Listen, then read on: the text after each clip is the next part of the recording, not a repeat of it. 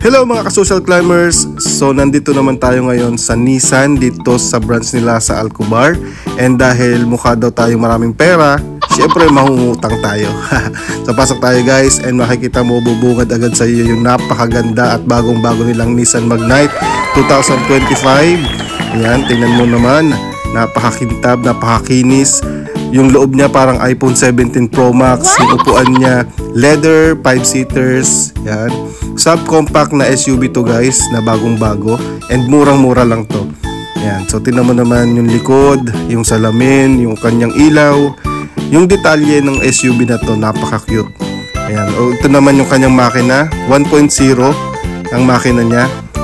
Detalye din siya guys, and parang madali naman din siya kumpunihin kung marunong ka magkumpuni. Yan. So naghahanap tayo ng ating mauutang dito sa Nissan. And then ito yung namimilian natin na isa, Nissan Kicks naman siya guys. Tingnan mo, marami siyang variant na kulay na pwede mong pamilian. Marami rin siyang items na pwede mong pamilian. Yan. So tingnan mo yung loob niya, ang ganda, parang eroplano no. Ayan. 5-seaters din siya. No, yan. Ito yung kanyang likod. Ayan. So tulungan niyo ako guys mag-decide kung ano yung pwede nating piliin. Ayan, maraming salamat.